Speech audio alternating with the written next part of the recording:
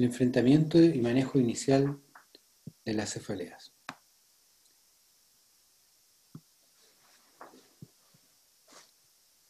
Bueno, cefalea y dolor facial. La verdad es que por alguna razón la forma de denominar la cefalea y dolor facial cambia, a pesar que el dolor de la cabeza debería incluir todo, digamos, ¿eh? Pero para efectos de estudio y todo siempre se ha dividido. Ya vamos a explicar un poquitito a qué se refiere cada cosa. Vamos a hacer una pequeña introducción, explicar qué es la cefalea y el dolor facial, cuál es su origen, o sea, qué es lo que duele, el diagnóstico, la clínica de las principales cefaleas o dolores faciales, el manejo inicial de la cefalea y algunas conclusiones. Bueno, como introducción, debemos decir que es un síntoma de consulta frecuente, ¿ya? Y no solo un síntoma, porque además la cefalea propiamente tal es una patología, es una enfermedad. Tanto es así que la OMS dice que tiene una prevalencia mundial del 50% de adultos tiene algún tipo de cefalea, ¿ya? Y 50-60% de adultos ha tenido una crisis el último año. 30% de ellos crisis de migraña, y la migraña es importante porque es bastante invalidante, es la que no nos permite ir a dejar a trabajar ni ir al colegio. Y el 2 al 3% de la población tiene cefalea crónica. Eso quiere decir una cefalea que dura más de 15 días al mes, por más de 3 meses. O sea, es importante, la mitad del mes con dolor de cabeza, ya sea cefalea tensional o migraña. En general es poco conocida por el equipo de salud y los pacientes. Curioso esto, pero siendo una patología tan frecuente que se ve tanto a nivel de salud primaria, ¿cierto? Y también la neurología general, resulta que cuando uno revisa los programas de pregrado, habitualmente hay 2, 3 y a veces 4 clases de cefalea en toda la carrera. Y es una patología bastante frecuente. Hay poca conciencia de la discapacidad que produce, por si bien es cierto, habitualmente no es una patología mortal. La verdad es que hay muchos días no trabajados, muchos días de no ir al trabajo o de un rendimiento disminuido. Bueno, en general, como se trata de una patología que no es grave, el médico tiende a no tratarla. El paciente no consulta a veces, o cuando consulta es porque cree que tiene un tumor, o tiene un accidente vascular con múltiples consultas. Por tanto, ocurre que es subdiagnosticada o se gastan recursos en forma innecesaria, a veces se hacen muchos exámenes, cada vez que va por cefalea se envía a hacer un examen, un escáner, a veces subtratada, o tiene múltiples tratamientos, ¿ya? Y que no funcionan.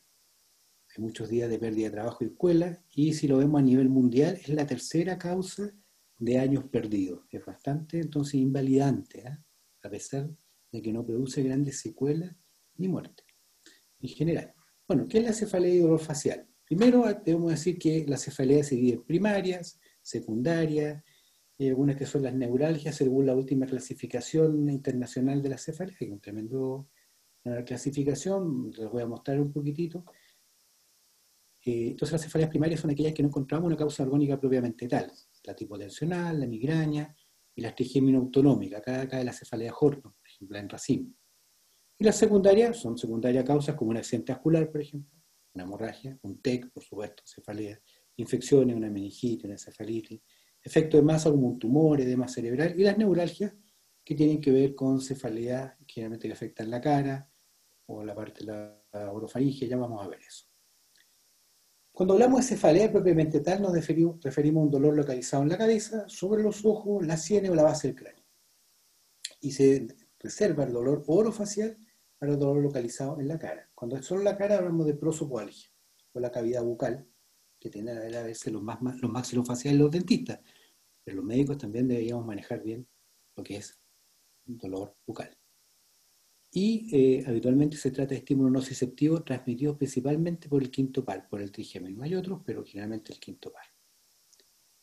Ya dijimos, la clasificación de la cefalea, ¿para qué nos sirve? Para poder hacer mejores diagnósticos. ¿Y para qué queremos mejores diagnósticos? Para hacer tratamiento adecuado y tener un pronóstico para el paciente. Entonces esta clasificación internacional, la última revisión fue el 2018, lo agrupa como en 14 grupos, hay más de 300 cefaleas descritas, no vamos a revisar todas, no se preocupen. Cuando hablan con el neurólogo de cefalea, en realidad es un tremendo capítulo, pero nos vamos a referir a los más frecuentes. Entonces, las cefaleas primarias vamos a hablar de migraña, sinaura y cunaura y la crónica, la cefalea tipo tensional, la trigémino autonómica específicamente del Horton, o cefalea en racimo, que es lo mismo, las secundarias, vamos a mencionar nomás cuáles son las causas, y algunas neuralgias, como el trigémino, glosofaringio y arno. Esto es lo que vamos a revisar.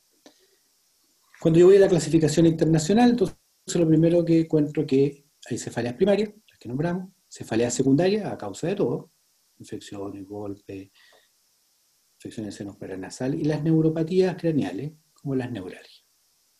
Cuando reviso cada una de ellas, tiene subclasificaciones: la migraña, migraña sin aura, con aura, crónica, complicaciones de la migraña, las cefaleas tensionales y todos sus subtipos, las trigéminas autonómicas, ¿ya? La cefalea en racimo, ahí está, las secundarias algo, te dijimos, traumatismo, vasculares, un tumor cerebral, una infección, etcétera, y las neuropatías. Bueno, ¿cuál es el origen de la cefalea? ¿Qué es lo que duele realmente? Ya cuando uno habla de cefalea, ¿qué es lo que duele? Bueno, hay muchas estructuras que producen dolor en la cabeza, ¿ya? El cuero cabelludo duele, el hueso, las meninges, los vasos, todo eso está inervado. El cerebro probablemente tal no, ¿ya? Es por eso que un tumor pequeño, cerebral, un glioma, por ejemplo, que está creciendo, no va a doler al principio, va a doler cuando empieza a desplazar estructuras vasculares o meninges. Ahí va a doler, ¿ya? Y en el caso de la migraña está muy relacionada al trigémino. ¿Por qué? ¿Qué es lo que sabemos en la actualidad? Que el núcleo del quinto par, de alguna manera, se activa y empieza a descargar y hace que se estimule el encéfalo y finalmente se produce una neuroinflamación, una inflamación aséptica, ¿ya? Y eso hace que nosotros sintamos estas pulsaciones típicas de la migraña. Si revisamos un poquito más la anatomía, sabemos que todo el cuero cabelludo, gran parte de las meninges y los vasos sanguíneos están inervados por el trigémino, sobre todo por la primera rama. Por eso muchas veces el dolor se refiere a la parte frontal también, ¿ya? Y aquí está el quinto par en el tronco cerebral, el quinto espinal, ¿cierto?, en el bulbo. ¿Por qué les muestro eso? Porque desde ahí, donde está el quinto par, viajan vías hasta el tálamo y del tálamo a toda la corteza cerebral y de vuelta, desde ahí hacia abajo, en forma ortodrómica, se estimulan los vasos y hace que se produzca una neuroinflamación. Esto es importante porque aparentemente el estímulo inicial parte acá, hasta el quinto, hacia el cerebro y de vuelta hacia los vasos sanguíneos y hace que se neuroinflamen. Y en el fondo lo que estamos hablando ahí es que no hay una infección, obviamente, pero el paciente va a sentir este típico latido de la migraña, que es porque se produjeron fenómenos inflamatorios. Es interesante porque si uno no para la migraña a tiempo, por esto explica de por qué uno tiene que consumir los fármacos cuando está empezando la migraña, se activa todo esto y después es muy difícil pararla, ¿ya? ¿Cómo sabemos eso? Bueno, hay varios estudios que demuestran eso. Esta estimulación antidrómica con liberación de neuropéptidos. Es más, incluso el péptido relacionado con el gel de las calcitoninas, si uno lo inyecta a migrañosos, le desencadena migraña. ¿Ya? Interesante. Y también tenemos acá actuando el hipotálamo, y el hipotálamo está muy involucrado en estas vías, y es por eso que cuando un paciente duerme poco, o duerme mucho, o se altera su comida, una hipoglicemia, por ejemplo, se puede desencadenar migrañas. ¿Eh? Y al revés, también cuando tiene una crisis migraña, el paciente tiene alteraciones conductuales, alteraciones de la alimentación, etc. Y último concepto neuroanatómico, no los complico más con esto, es que el quinto par espinal, que está en el tronco cerebral, se continúa con los primeros cervicales. Entonces, por eso se llama de un complejo trigémino cervical. Y esto explica algunas cosas, como algunos dolores referidos. Antes no entendíamos esto, no entendíamos que un paciente le dolía la zona orbital y además se quejaba que le dolía la mandíbula. Era como raro, ¿cómo le duele esta rama de la oftálmica, esta rama de la maxilar del quinto, tiene dos? Y resulta que, claro, le duele esta parte, pero acordémonos que el núcleo espinal del quinto par se distribuye en la cara en telas de cebolla. Entonces el paciente le duele acá y le duele acá, por ejemplo, dolores referidos, ¿ya? O el paciente que tiene cefalea y le está abriendo también el cuello. Bien, vamos a la clínica. Para hacer el diagnóstico es muy importante la historia neurológica, ya lo vamos a ver. Y las clínicas, las principales cefaleas las vamos a ver ahora. Entonces el diagnóstico está hecho en base a la historia clínica, que es lejos lo más importante. ¿Por qué? Porque el examen físico, en la mayoría de las cefaleas, es normal. La cefalea tensional, a lo más uno encontrar alguna contractura muscular, en la migraña, el examen en general es normal. El día durante la crisis va a encontrar un poquitito de edema y todo, pero es raro, generalmente consulta al paciente cuando yo tuve la crisis, no lo vamos a ver. Es un examen físico normal, pero no olvidarnos del fondo de ojo, por supuesto. ¿Qué es lo que tengo que buscar en la historia clínica? Bueno, algo importante es la edad de comienzo. Eso me puede orientar mucho para dónde va el tipo de cefalea y el diagnóstico. Ya si alguien me dice, por ejemplo, a mí me empieza la cefalea una mujer a los 15 años y se relaciona siempre con el periodo menstrual y cuando estoy con la menstruación viene la crisis y esto ya llevo 20 años así, es probable que estemos frente a una migraña. Pero otra mujer que viene y nos consulta a los 70 años y nunca antes ha tenido dolor de cabeza y empezó con una cefalea, yo no le voy a diagnosticar una migraña, ¿cierto? Voy a ser más mal pensado. Voy a pensar que tiene un tumor cerebral, si lleva meses con el dolor, si lleva un día, a lo mejor tiene un accidente vascular, etc. ¿Ya? Entonces la edad de comienzo es muy importante. El tiempo de evolución también, agudo, que es un dolor ahora, hace una hora, es más grave habitualmente que un dolor crónico. Un paciente que me dice que yo tengo un dolor de cabeza hace 20 años, muchas veces el paciente lo cuenta así, y para poner más dramatismo, ustedes lo saben, en la atención primaria, el dolor de cabeza tiene 20 años, y en realidad cuando uno escucha eso hasta se relaja un poco. ¿Ha cambiado el dolor de cabeza? No, no ha cambiado nada. Ah, si en 20 años no ha cambiado, no debe ser grave, no se ha muerto. ¿Ya? Pero, en cambio, el dolor agudo, el subagudo nos asusta un poquitito más y tenemos que estar más atentos, excepto un dolor que cambie de patrón, que es otra cosa. La duración y frecuencia de los episodios. Ya, esto es importante porque si en el mismo caso el paciente me dice, me dura un día, por ejemplo, esa chica de 15 años o ya consulta a los 30, siempre me dura un día y la frecuencia es mensual, tiene que ver con la menstruación, realmente estamos frente a una migraña y entre los periodos de dolor estoy libre de dolor, perfecto. Si el paciente me empieza a decir que está todos los días, hace 2 semanas, con un dolor cervical apretado, con un casco apretado, y dura todo el día, más bien estoy pensando en cefalea tipo tensional. Ahora, si el dolor me dice que hace 2 semanas empezó a aumentar y cada día va peor, pero está haciendo un proceso expansivo, ¿cierto? La hora del día, y que es la que se inicia el dolor. Si el dolor despierta en la noche, aunque hay algunas migrañas, cortos, así en general me tiene que hacer pensar mal. Si el paciente estaba durmiendo y lo despertó el dolor, igual tengo que estudiar un poquitito más. Es un signo de alarma. La cefalea tensional, en general el paciente despierta bien y a los minutos, a la hora, le empieza el dolor como contracturado. Las migrañas se pueden desencadenar en cualquier momento del día. La localización, las migrañas generalmente son unilaterales, o sea, hemicráneas, ¿ya? En 2/3. Pulsátil, ¿cierto? Hemicránea. En cambio, las cefaleas tipo tensionales habitualmente son holocráneas, o frontales, o occipitales, pero bilaterales, tipo apretadas. Entonces aquí ya estábamos hablando de las características. Si son migrañas, habitualmente es pulsátil, que tiene que ver con esta neuroinflamación, ¿cierto? Pulsátil. Se siente como un corazón dentro de la cabeza, dicen los pacientes. En migraña generalmente, pero puede ser de todo. En cambio, la cefalea tensional es más bien una cefalea de tipo opresiva. El paciente siente que le aprieta la cabeza, tiene un cintillo apretado, un casco apretado.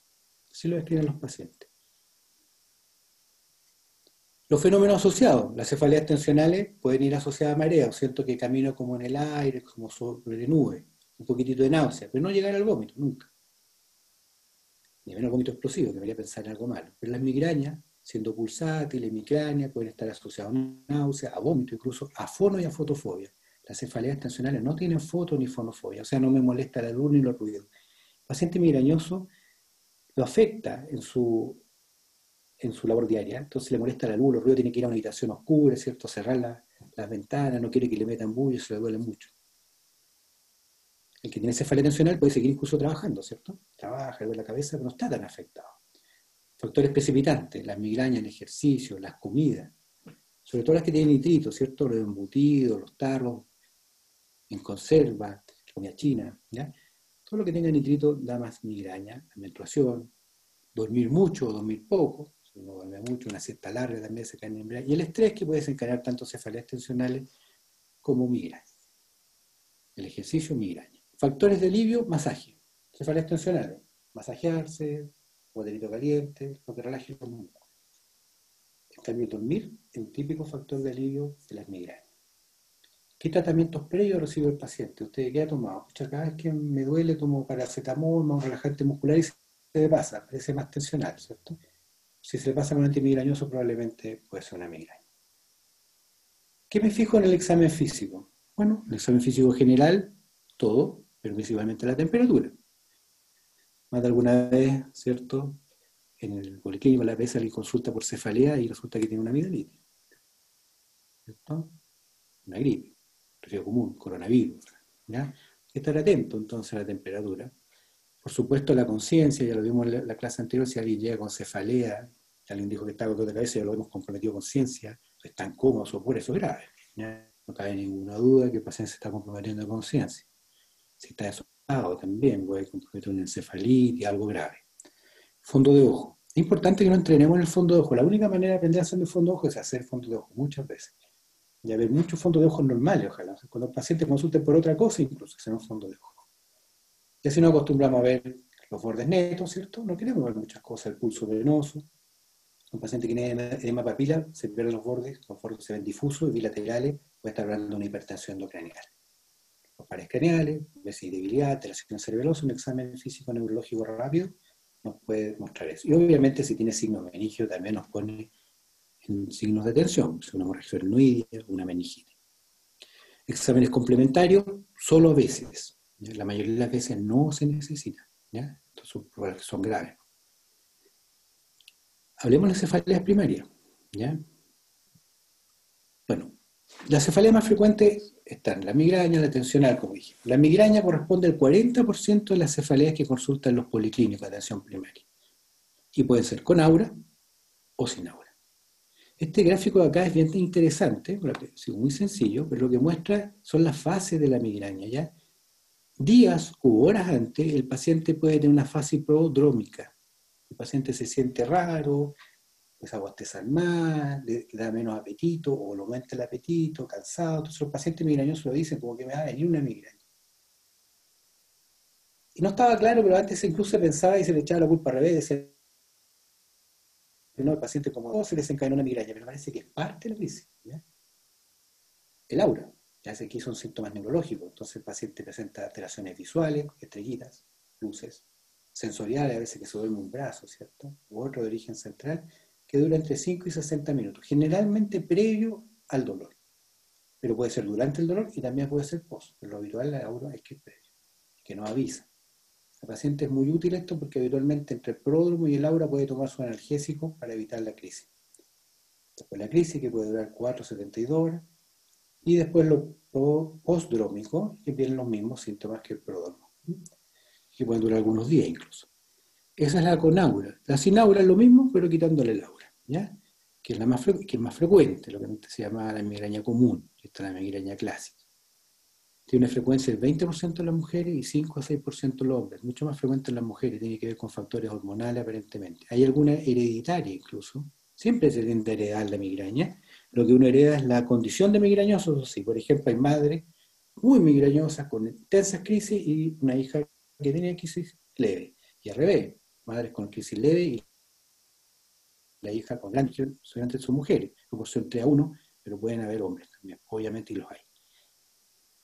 Bueno, los síntomas prodrómicos y el aura ya lo conversamos. ¿Por qué es importante distinguir la migraña crónica? Porque aquella que dura más de 15 días por 3 meses. Y por lo menos 8 de esos días son de carácter de migraña, o sea, pulsátil. Las otras pueden ser cefaleas tipo tensionales. Eso es la migraña crónica. En general, una migraña que se ha ido complicando en el tiempo.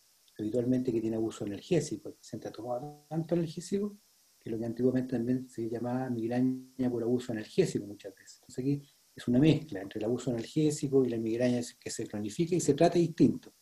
Ya le voy a mencionar eso. Y las complicaciones de la migraña, por suerte, la más frecuente es el estado migrañoso cuando una migraña dura más de 72 horas. Es debilitante. Y el paciente hay que tratarlo con analgesia oral y a veces incluso endovenosa porque no se pasa el dolor de cabeza. Aura persistente, que dura hasta una semana, pero sin infarto demostrado. Es raro esto. El infarto migrañoso, también lo he visto, pero es raro. Y se demuestra un infarto después de una crisis de migraña. Me ha tocado ver 4, 5, no más que eso, en 25 años de neurología. La crisis epiléptica desencadenada por aura, ¿ya? También son raras, pero también existen. Entonces, lo más frecuente como complicación es el estado migrañoso. La cefalea de tipo tensional, en cambio, corresponde al 50% de la cefalea que consulta atención primaria, y la clínica es característica. Ya lo dijimos, un paciente puede llevar años, incluso dolor, meses, encefalocráneo, frontal, occipital, tipo contractura, ¿ya? Que generalmente se relaja o disminuye al hacer un pasaje, ¿ya? Por eso le va muy bien con los relajantes musculares, con fisioterapia, TENS, ultratermia, ultrasonía, con el kinesiólogo, y eso disminuye la contractura, bañotina caliente, etc. Es una cefalea, a diferencia de la migraña, que permite que el paciente trabaje. Esta no va asociado a vómito. El paciente, a todos no hemos tenido alguna vez alguna cefalea tensional y uno está ahí un poco complicado, pero puede seguir trabajando, haciendo sus cosas. ¿Bien? Es molesto, eso sí. Si se cronifica también se llama migraña crónica tensional. Y está la trigémino-simpática, vamos a hablar de la Horton, que es la más frecuente dentro de todas esas, que se inicia habitualmente entre los 20 y 40 años, es más frecuente en los varones, pero bastante menos frecuente, se fija un 0,4%, y en las mujeres mucho menos frecuente, 0,08%. Y la clínica social es muy característica, por eso es importante nombrarla. Tiene que ver con los ciclos circadianos. Por alguna razón se activa el hipotálamo cada cierto tiempo, a veces todas las primaveras, por ejemplo, todos los fines de año.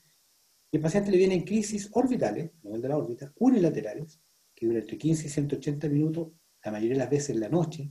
El paciente despierta con un dolor muy intenso, con signos simpáticos de ese lado, con inyección conjuntival, rinorrea, miosis, edema de párpado. Y lo que más lo caracteriza, la inquietud, agitación psicomotora. El migrañoso quiere estar quietito, cierra las ventanas, quiere dormir. El que está con una crisis de Horton se levanta, camina, abre las ventanas, trata de respirar aire helado, eso lo alivia habitualmente un poco, se pone inquieto. Y aparentemente esta inquietud no solo por el dolor, sino que hay algo que estimula el hipotálamo que hace que la persona tenga una actitud inquieta de origen neurológico. ¿Ya? El tratamiento acá cambia un poquitito, fíjate que se usa la ergotamina en la crisis, oxígeno, que responde muy bien al oxígeno, y corticoides. Incluso endovenoso uno tiene la posibilidad de enviar a hospitalizar al paciente o probar con un corticoide oral, prednisona, en la consulta, ¿ya? Y ergotamina, a ver si pasa la crisis. Es muy compleja y el paciente se cree que viene en racimo, pero se llama en racimo. Esta noche, 8, una semana, por ejemplo. Después se pasa y vuelve en un tiempo más. Entonces estaría relacionado con los ciclos circadianos. Y la cefalea secundaria, por supuesto, que se trata cada una como corresponde, asociada a accidente vascular, a TEC, a infecciones, a procesos expansivos. Y cuando uno la sospecha y está en la APS, tiene que derivarla, evidentemente. Si está asociado a un accidente vascular, inmediatamente donde se puede hacer trombolisis, se puede evaluar. Si está asociado a un TEC, ni duda, va a llegar probablemente a urgencia. Pero si sospecho de una infección del sistema nervioso central, un proceso expansivo, tengo que llevarla a un lugar donde se pueda hacer imágenes. Si me parece que es grave, al servicio de urgencia inmediatamente, como una infección del sistema nervioso central. Habitualmente son graves. ¿Qué me orienta a eso?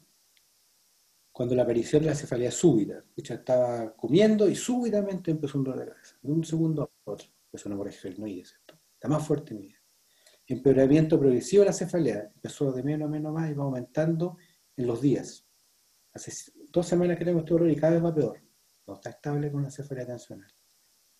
Aparición de la cefalea con esfuerzo. También es cierto que hay cefaleas benignas relacionadas a la tos, cefalea autosígena, al esfuerzo, al ejercicio, incluso postcoitales. Pero esa es la excepción. Si alguien me cuenta que la cefalea apareció en esto, la primera vez, tengo que ser mal pensado. Después, si el paciente me dice que cada vez que tiene relaciones sexuales tiene cefalea postcoital, ya sabemos eso, y se le da indometacina antes. Cada vez que tose tiene dolor, ya sabemos eso. Cada vez que hace ejercicio, pero la primera vez hay que estudiar. Signos focales, ni duda. Si el paciente llega con cefalea y tiene una hemiparesia, o encontraron el fondo de ojo alterado, ataxia, evidentemente debe ir a un servicio de urgencia. Aparición luego de los 50 años, ojo. Si nunca le había dolido la cabeza y aparece por los 50 años, más probable que sea secundario. Y el examen físico, obviamente, si encontramos fiebre, compromiso de conciencia, signos de meninge, edema papilar, signos focales.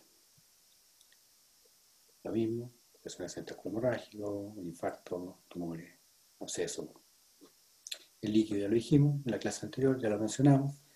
Si es necesario, eso habitualmente se hace en un servicio de urgencia. Obviamente la atención primaria muchas veces no está en las condiciones para tomar, o no está en las condiciones para tomar un líquido.